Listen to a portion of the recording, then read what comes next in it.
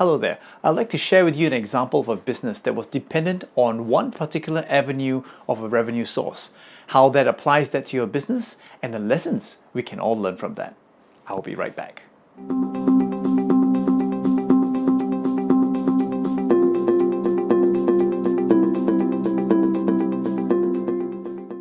Welcome back. If you are interested in business or on tips on how to improve your business, subscribe to my channel as I will be making more videos like this in the future.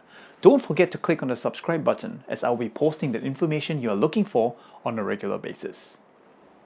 The company Nest sells smart thermostats for the home, which learn your temperature preferences and adjusts themselves accordingly. Nest was in the same competitive market of selling smart home related products as Vivint.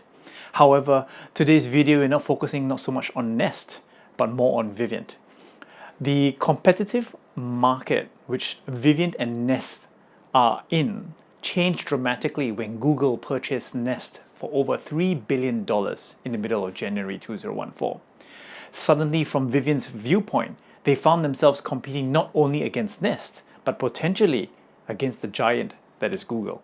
And just a few weeks after the purchase of Nest, Vivint found itself delisted from all but 3 of the 3,300 search terms in the Google's organic search results. In other words, they couldn't find themselves in the Google search engine at all. Google has been known to penalize websites which do not follow the guidelines by dropping their position in the organics listings. But removing the listing entirely was deemed harsh by the SEO experts of that time. Google was also not forthcoming on why Vivint was so severely delisted.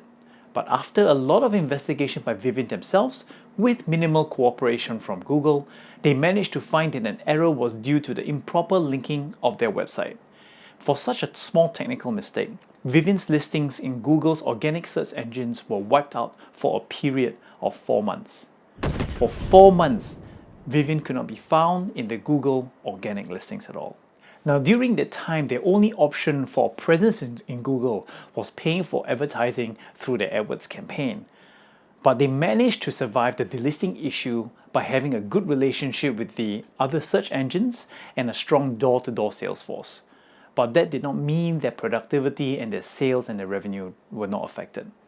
After a while, their organic listings were reintroduced in Google, but their rankings in the search engines took quite some time to recover back to its original position again. Now, I have come across many companies where their model is heavily, if not solely, dependent on one particular party or one particular supplier or that one thing to be successful.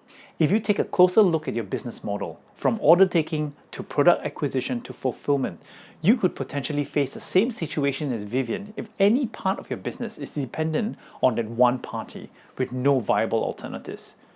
Is your business dependent on just one supplier, just one major client, just one staff member who is irreplaceable? If it is, it would be wise for you to put in contingency plans in place so that your business will not suffer if for some legitimate reason that party fails to deliver. Vivint survived because it had alternative sales channel to bring in the cash flow while they sorted out their Google rankings. Likewise, having more than one way to fulfill your business model and sustain your business will serve you when the unexpected happens, which is the case for most businesses from time to time. Things happen.